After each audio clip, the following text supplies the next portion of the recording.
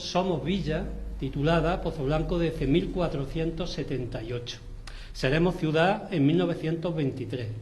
Tendrán, por tanto, que transcurrir 445 años para que pasemos de un título que reconoce y da ciertos derechos, el de villa, dejamos de ser un lugar dependiente de otro, pero van a pasar casi 5 siglos hasta que se reconozca el título de ciudad. A finales del siglo XIX, Pozoblanco llega con muchas carencias de todo tipo: infraestructura, comunicaciones, sanidad, incluso nivel educativo. Los modos de vida todavía son bastante tradicionales, bastante anclados en el pasado, etcétera. Falta un poco a Pozoblanco que se vincule a los tiempos de cambio, de modernidad, que supone lo que es el cambio de siglo, todo el proceso de industrialización, todos los nuevos descubrimientos, inventos, aplicaciones, etcétera, etcétera. Pues bien, ese gris, porque no deja de ser un gris escenario, va a cambiar en prácticamente 30 años, en 3 décadas, lo que va desde finales del siglo XIX hasta aproximadamente los primeros años 20, hasta 1923, si queremos. Es un periodo decisivo para la población, para Pozoblanco, esos 30 años de los que le estoy hablando. Desde luego va a sufrir unas transformaciones, unos cambios totales, en muchos aspectos que vamos a ir desarrollando.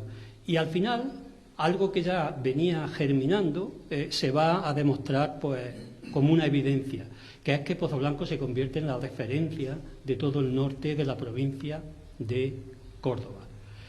Incluso también hay una cuestión muy clara. Una población que ha vivido, a grosso modo, mirando siempre hacia adentro, hacia la comarca, a partir de estos años se va a abrir no solo ya al resto de la provincia, no solo al resto de España, sino incluso a nivel mundial, sobre todo a través de lo que es la llegada de compañías multinacionales, la exportación, la importación, el ferrocarril, etcétera. Vamos a ver la demografía. Pozoblanco va a cambiar también su demografía de manera extraordinaria. En 1890 tenía 11.500 habitantes. En 1920, es decir, 30 años después, va a tener, perdón, he dicho 1890, no, 1898 va a tener 11.500 y algo habitantes. En 1920 va a llegar a 17.600. Es decir, que va a incrementar en 22 años prácticamente más de un 50% su población. Eso es un crecimiento extraordinario, enorme, casi inexplicable. ¿Cómo se puede explicar eso? La diapositiva no trata sobre eso, sino para que vean y comparen lo que era la demografía de 1923 con la de los últimos datos completos que tenemos de hace 2 días, de 2021. Y van a ver que hay cosas muy parecidas, pero van a notar también que hay cosas totalmente diferentes, como ven. Bueno, pues, ¿cómo se concibe que en 20 años Pozoblanco pase de 11.500 habitantes a 17.600? Una población que no hemos vuelto a alcanzar. Prácticamente la hemos igualado hace 4 o 5 años, pero no la hemos superado nunca más. Bueno, pues eso solo se puede justificar por la cantidad elevada de personas residentes temporales que están en Pozoblanco, y también por una gran diferencia entre inmigración y emigración, a favor de Pozoblanco, evidentemente. Eso hace que, de hecho, no de derecho, pero de hecho sí que hay un número de población muy superior al que se podía esperar.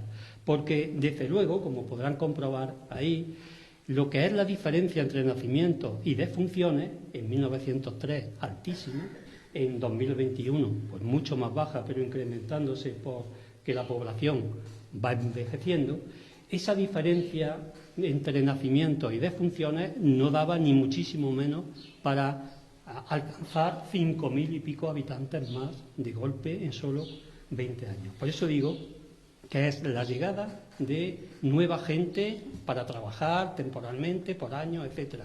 Y la diferencia de inmigración e emigración, lo que con una natalidad, un movimiento demográfico favorable, hace que en esos 20 años incrementemos tantísimo la población.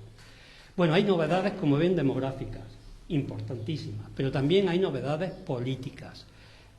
Todos estos cambios que he hecho referencia, todas estas transformaciones, vienen acompañadas de muchas tensiones políticas. ¿Qué está pasando en España? Pues estamos asistiendo al último momento de la restauración. Hay unos problemas políticos tremendos, es decir, el bipartidismo de la restauración pues, ha entrado en crisis desde 1917, sobre todo, en Barrena, se puede decir. Estamos ante una crisis económica gravísima, entre otras cosas promovida por la Primera Guerra Mundial. Ahora lo entendemos con lo de la guerra de Crimea, ahora sí estamos en circunstancias de poder entender mejor esa crisis que proporciona la Primera Guerra Mundial al final, aunque al principio fue muy favorable para las exportaciones y demás. Teníamos un problema de violencia anarquista en toda España muy grave, de pistolerismo. Teníamos el problema catalán, se estaba desarrollando mucho en ese momento, y teníamos también, entre otras cosas, el problema marroquí, que eso era una sangría para España grandísima. Todo eso producía una crisis, una crispación en España a nivel nacional, me refiero, pero también a nivel local. Aquí lo que se sentía, evidentemente, era la crisis económica, pero también había muchísimos problemas sociales. Como he dicho antes, a partir de 1917 es cuando más se profundiza en esa crisis que crea pues, mucho malestar social, muchas tensiones, muchos problemas, incluso mucha violencia. Hay un descontento popular enorme. En diciembre del 22, la descomposición del régimen ya es prácticamente total y va a caer el último gobierno conservador que había, dirigido por un cordobés. Hagan el favor de retener un poquito, sobre todo la procedencia política de los personajes que les voy a ir hablando, porque van a entender por qué ese ascendente, esa influencia que tenía Andalucía y Córdoba en la política en este momento del que estamos desarrollando, y también a través de eso vamos a entender por qué precisamente Pozoblanco va a conseguir el título de ciudad. El último, insisto, en diciembre del 22, que va a caer, el último gobierno conservador, está dirigido por José Sánchez Guerra, que era, bueno, pues, uno de los grandes caciques de cordobeses, hijo de un ministro, Antonio Barroso, era el suegro, cosuegro de Antonio Barroso, otro de los grandes caciques muy relacionado con Pozoblanco. Bueno, pues este gobierno cae por esas tensiones. ¿Y quién llega al poder? Pues va a llegar, evidentemente, el otro partido de la restauración, que en este caso es el liberal. Como consecuencia, como era costumbre, en ese caso, entra un nuevo gobierno, entran nuevos ayuntamientos. Es decir, Lucas Díaz era en ese momento, hasta diciembre, el alcalde de Pozoblanco, conservador, que tienen aquí, conservador, Elías, como conocemos nosotros, había sido alcalde también, había sido sobrino del presidente de la Diputación cordobesa. Esta gente tiene que dejar paso a los nuevos que llegan. Y cuando llega un nuevo ayuntamiento, un nuevo partido, un nuevo alcalde, llegan absolutamente todos los funcionarios nuevos también al ayuntamiento. Es decir, se produce un trasvase total. Unos tienen que dejar sitio para que los paniaguados que llegan al poder pues tengan su ocupación. Evidentemente es un régimen basado en el caciquismo, basado en el nepotismo, en la familiaridad, y un ejemplo muy claro es que ¿a quién va a nombrar secretario de ayuntamiento? Pues fíjense, a un perito de obras, que no tenía ningún conocimiento de derecho. Normalmente los secretarios, también los alcaldes, eran abogados, procuradores, etcétera. En este caso se nombra a un perito de obras. Y aquí se nombra primer oficial del ayuntamiento, pues al propio hijo del alcalde. Y así absolutamente todo. Se cambia, pues desde el portero hasta el encargado del reloj, absolutamente a todo el mundo. Estos personajes, tanto los que dejan paso como los que llegan, no eran unos cualquiera. El que va a llegar como nuevo alcalde es Francisco Carmona Medina, nacido en Adamuz pero casado en Pozoblanco, procurador, jefe del Partido Liberal en Pozoblanco, una persona que llevaba ya dirigiendo el partido mucho tiempo y que ahora le toca gobernar como alcalde. Luego lo será otra vez cuando caiga la dictadura. Los que tienen allí son figuras permanentes de los últimos años en Pozoblanco. José Delgado Cabrera es el presidente de la Diputación en 1906-1907. Guillermo Vizcaíno, que lo conocen ustedes por la calle, al que tiene dedicado aquí, va a ser nombrado presidente de la Diputación en 1923. A partir de este momento de la llegada de los liberales, la política local se dirige desde un punto determinado, que se dirige desde el Palacio, no desde el Palacio de Alfonso XIII, desde el Palacio de Andrés Peralbo Cañuelo, un edificio que ya sabe que ha desaparecido. Bueno, pues ahí ven una reunión en ese palacio. Andrés Peralbo, con todos los jefes liberales, Andrés Peralbo es el personaje que tienen sentado a mano izquierda, el primero por la izquierda. Ese es Andrés Peralbo, que había sido diputado y en 1923 es nombrado senador por Córdoba. Bueno, vayan sumando. Ahí están todos los grandes gerifaltes liberales, no solo pozalbenses, sino de la provincia y algunos de carácter nacional. Bueno, pues llegamos a julio de 1923, en plena canícula. Y el alcalde pozalbense, que hemos visto, Francisco Carmona, recibe el siguiente telegrama que le manda el diputado cordobés liberal, subsecretario del Consejo de Ministros, Eugenio Barroso Sánchez Guerra, liberal pero sobrino del antiguo jefe de gobierno conservador de España, para que vean por dónde. Lo que sale en la Gaceta es una breve nota concediendo ese título. Un poquito más de información nos proporciona el telegrama que manda este subsecretario y diputado cordobés, Eugenio Barroso Sánchez Guerra, desde Madrid. Dice: Madrid, Presidencia, palabra 140, que es lo que había en el telegrama. Los que estamos aquí creo que sabemos todos todavía qué es un telegrama. O casi todos, vamos. Dice: subsecretario del Consejo de Ministros a Francisco Carmona, alcalde. Tengo el mayor gusto y honor en transmitir a usted, para que lo haga llegar a conocimiento del Ayuntamiento de su digna presidencia, que Su Majestad el Rey ha firmado ayer el decreto que publica la Gaceta de hoy, concediendo el título de ciudad a la villa de Pozoblanco, fundando la distinción bien merecida, en lo que pone ahí, en el crecimiento y desarrollo de su agricultura, industria y comercio, y por su constante adhesión a la monarquía. Es una coletilla que más o menos se emplea en la concesión del título a casi todas las poblaciones por esta época.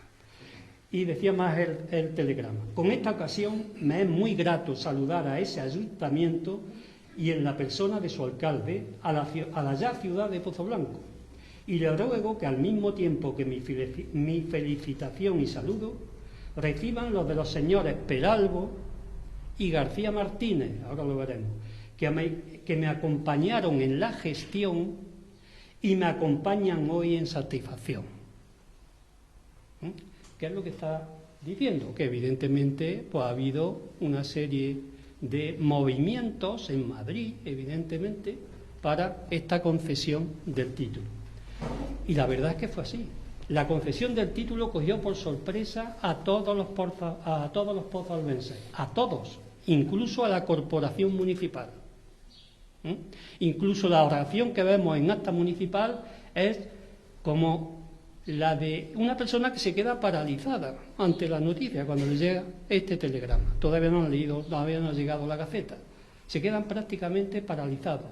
Evidentemente, la concesión se ha generado, se ha cocinado en otros ámbitos, en otras esferas. ¿En quién? En la de eso que llamamos ahora los influencers cordobeses políticos de la época, en Madrid, por supuesto. ¿Quiénes? Pues aquí tienen los protagonistas de esa concesión. El rey tiene que firmar, evidentemente, el jefe del Estado. El sustituto de José Sánchez Guerra, el liberal Manuel García Prieto, que es marqués de Alhucemas, que fue presidente del Senado, que fue varias veces jefe de gobierno, es el último jefe de gobierno ahora de la Restauración. Después de él va a venir ya la dictadura de Primo de Rivera, es un abogado. Tenemos a Martín Rosales Martel, el que ha enviado el telegrama, es el ministro de Gobernación, de donde sale la decisión, había sido ministro de Fomento, es cordobés, es diputado por Lucena desde muchos años antes, es el que crea el periódico El Liberal para defender a su partido, es gobernador de Madrid, es alcalde de Madrid. O sea que es una persona con mucha influencia, pero en este momento además diputado por Córdoba. Muy amigo, muy relacionado con toda esta gente.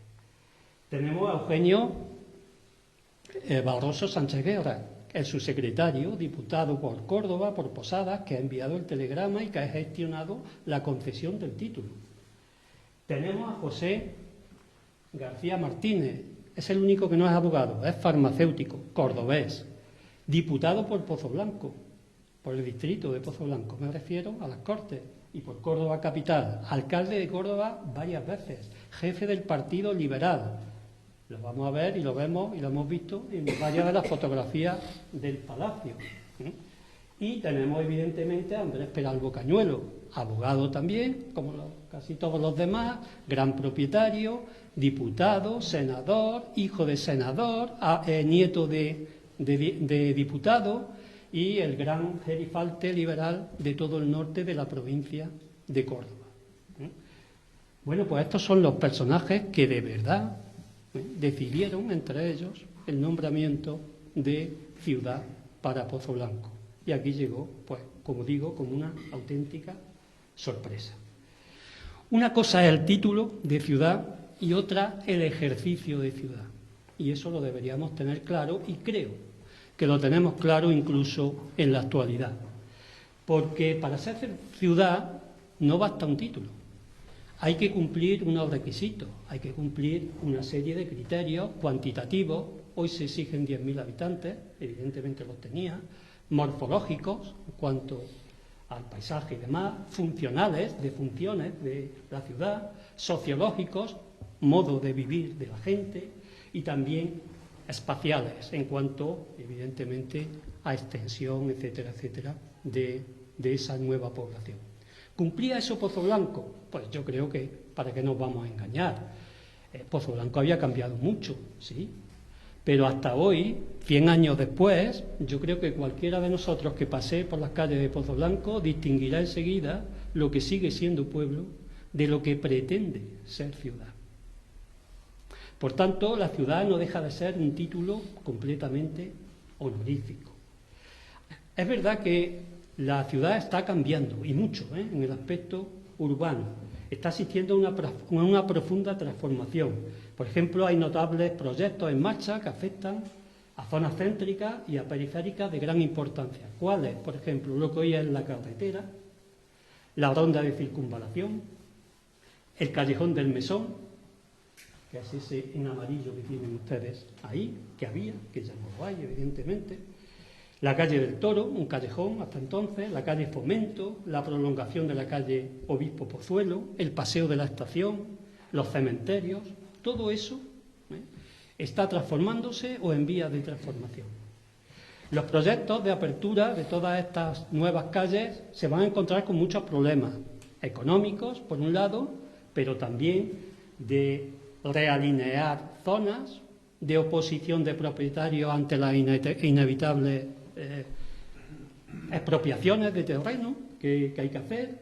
Por ejemplo, una de las más fuertes la van a producir las madres concepcionistas en esa zona que estamos viendo.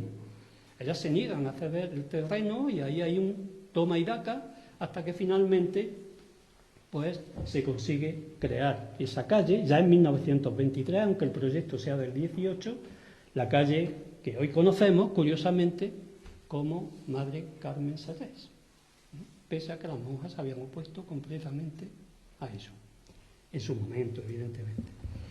En un extenso artículo publicado en los años 20, el farmacéutico y empresario Moisés Moreno Castro señala esa metamorfosis fácilmente advertida, dice, de cuantos tengan a bien examinar el plano de Berganza, levantado en el año 1874, en el cual figuran como tierras de labor y arrañales manzanas enteras que hoy son de casas. O sea que aquí vemos que efectivamente en muy pocas décadas Pozoblanco se había transformado y se había ampliado mucho. Y prosigue.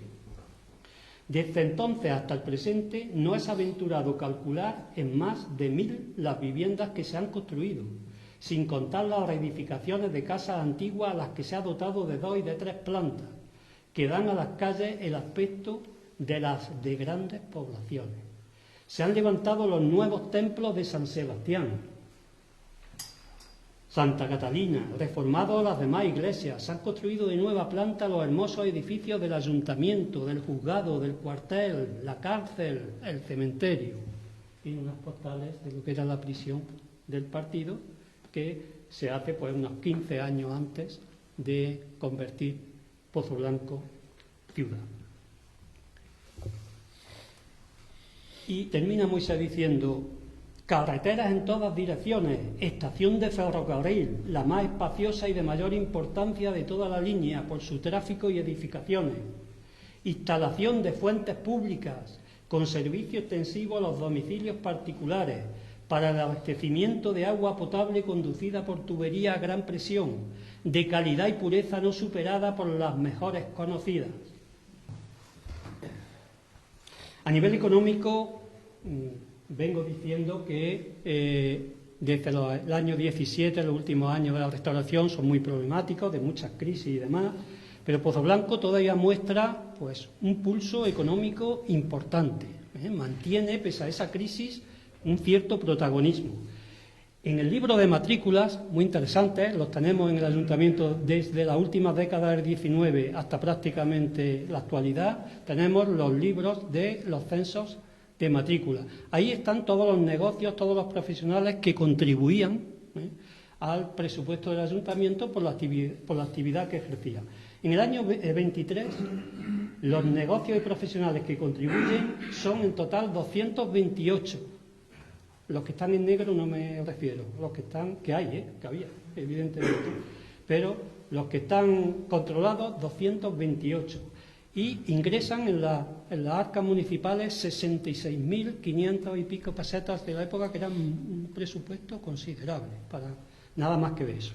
Uno de esos empresarios importantes de la época era Hipólito Cabrera Calderón, que, como sabéis, era fabricante, chocolatero y demás.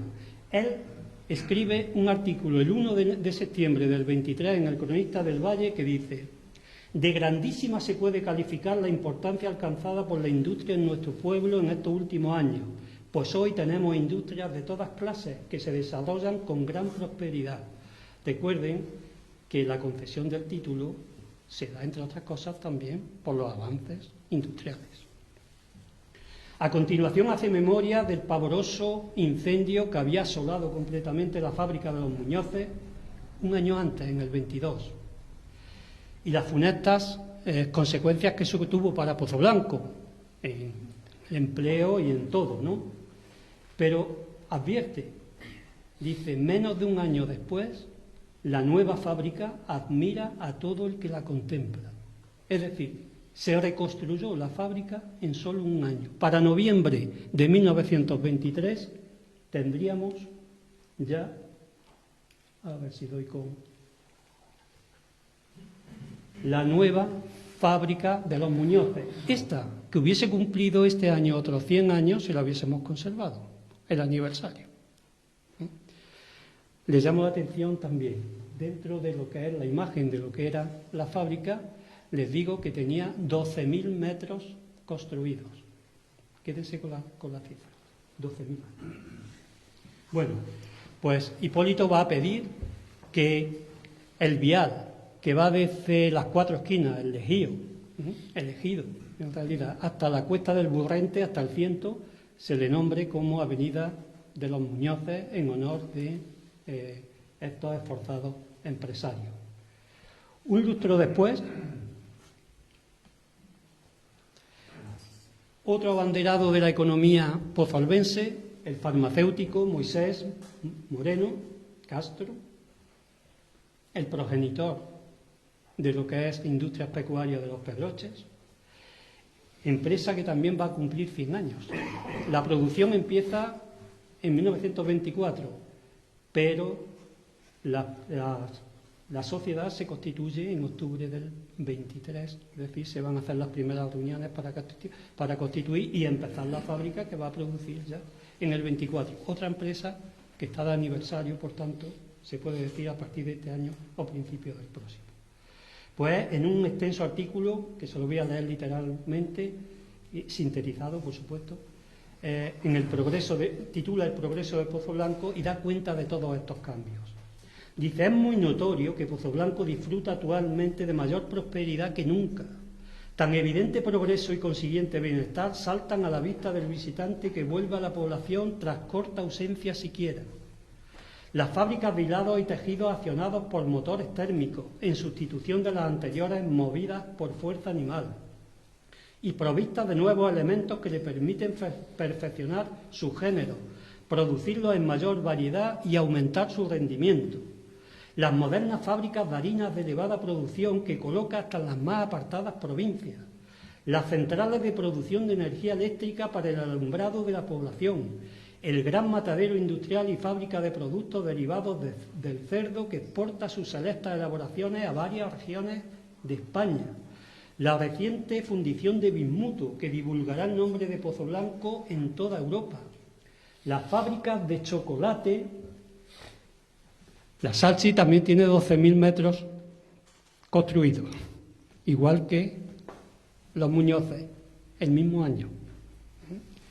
Las fábricas de chocolates, de gaseosas, de alcohol anisado, de dulces, de caramelos, de mosaicos, de construcción de prensas para molinos de aceite, las de aceite de orujo y jabones, modernos talleres de herrería y fundiciones, muebles, carpintería en general, imprentas, garajes con profusión y gran variedad de automóviles, con un servicio esmeradísimo, por cierto, grandes almacenes de materiales de construcción, infinidad de comercios de índole variada, con abundante provisión de existencia para abastecer las necesidades de la población y algunas comarcanas, talleres de sastrería, confecciones, ropas de uso, objetos de adorno, sucursales de poderosos establecimientos bancarios, profusión de locales de esparcimiento, algunos ya insuficientes como casinos, teatros, cinemas, plazas de toros, paseos públicos, escrupulosos servicios postales, telegráfico, telefónico, urbano, interurbano. Bueno, lo estaba hablando ayer o antes de ayer con José María. Es que el nivel económico de Pozoblanco de 1923 no era muy diferente, ni tenía nada que envidiar al de Pozoblanco actualmente. Para nada. El lúcido farmacéutico pozolbense, que hemos visto, Moisés, expone las causas de tan acelerado florecimiento. ¿Por qué ese florecimiento de Pozoblanco en todos estos años? Dice, lo achaca a la industrialización y comercialización textil llevada a cabo en el siglo XIX, a los hábitos sobrios y laboriosos de los naturales, a la paciente acumulación de capital y a los efectos económicos de la desamortización de los terrenos comunales que dieron lugar a la construcción de más de 600 viviendas rurales y a un aprovechamiento excelente de los recursos agropecuarios pese a la pobreza del suelo. Él aplaude que toda esa riqueza no permaneciese atesorada, sino que se invirtiera, y también incide en la importancia de varias cosas. Por ejemplo, contar con suministro eléctrico abundante, tanto para empresas como para particulares. Destaca también la importancia del ferrocarril, la multiplicación de servicios que ofrece, las oportunidades que permite, pero reflexiona también sobre ciertos problemas. Por ejemplo, que hay demasiada inversión en solares urbanos y rústicos a unos precios muy elevados, sabiendo que se van a depreciar. Y también que hay demasiado número de personas sin cualificar, demasiada mano de obra campesina, exceso, por tanto, de mano de obra campesina. Faltan empresarios que arriesguen, dice, y sobre todo también ve una cosa que no le gusta. Dice, hay un desajuste existente entre capital y trabajo que provoca explotación y caos laboral. Moisés, desde luego, poseía una inteligencia privilegiada, clarividente, se puede decir, y sabía perfectamente lo que necesitaba Pozo Blanco y lo que necesita para avanzar. ¿Qué? Gente preparada, compromiso y capacidad de iniciativa, comunicaciones, energía e infraestructuras, justicia social y laboral y, por supuesto, ascendente político, influencia política. Y, evidentemente, eso no lo tenemos. Esto último, evidentemente, para nada. El 7 de octubre, en la sucursal del Banco Español de Crédito, él preside la primera reunión para constituir Industrias Pecuarias de Los Pedroches. Bueno, esta luminosa postal que nos presenta Moisés tiene, evidentemente, también sombras, tiene claroscuro. Por ejemplo, hay unos contrastes sociales muy acusados. Hay familias que padecen mucha miseria y no se puede ocultar. Hay también un paro que en principio es temporal, que afecta a los obreros agrícolas, pero que pasa a ser estructural, que pasa años y años, y es que cuando acaban las operaciones de siega, en el verano, prácticamente una gran parte de esos trabajadores y obreros quedan en el paro. Y naturalmente todo eso crea una gran tensión, un gran conflicto. ¿Y cuál es la consecuencia? Que aumenta la conflictividad, la violencia, que aumenta también el número de efectivos policiales y del ejército. Va a haber permanentemente tropas del ejército en Pozo Blanco. Se va a ampliar el cuartel, incluso para tropas de caballería, etcétera. Y todo esto nos está diciendo que sí, que hay muchos avances y muchas mejoras, pero que algo no está cuadrando, algo no está equilibrado. Pozo Blanco se va a convertir, desde luego, en un auténtico caleidoscopio social, donde la vida social fluye tanto en espacios interiores, cerrados, privados, como en lugares abiertos y de dominio público. Dispone de muchos sitios para esparcimiento de las clases populares, incluidas 65 tabernas, que se dice pronto, pujantes tabernas, pese a que los taberneros se critican mucho y protestan mucho por los altos impuestos. Algo que no puede faltar en Pozo Blanco desde mucho tiempo atrás es la música. ¿Quién es la referencia musical de entonces en Pozo Blanco? El Centro Artístico Musical. Esta foto está en Palacio, entre otras cosas porque Andrés Peralbo era el presidente de honor del Centro Artístico Musical. Por eso está ahí. ¿Y la banda municipal qué pasaba? Pues es que la habían disuelto el año anterior. Pero curiosamente, una semana después de conceder el título de ciudad, va a dar el primer concierto la refundada y querida siempre banda municipal de Pozo Blanco. Aquí la tiene. Insisto, una semana después del título de ciudad, su primer concierto. Pero el ídolo local, sin duda ninguna, es Marcos Redondo, el barítono Marcos Redondo. También le he puesto ahí una imagen de feria, de la antigua imagen de Nuestra Señora de las Mercedes, que como ven es una imagen sedente, es decir, sentada y de vestir. Bueno, termino. Pozo Blanco contaba en 1923 con 58 eclesiásticos, 39 abogados, 7 procuradores, 18 médicos, 6 farmacéuticos, 6 veterinarios, 9 practicantes, 12 maestras y 23 maestros titulados, además de otros muchos particulares, 2 ingenieros, un arquitecto y casi 100 bachilleres. Sin duda, un brillante panel, pero estoy seguro que habrán notado que si bien villa y ciudad son 2 palabras femeninas, en cuanto a protagonismo y visibilidad, el Pozo Blanco de 1923 era abrumadoramente masculino. Muchísimas gracias.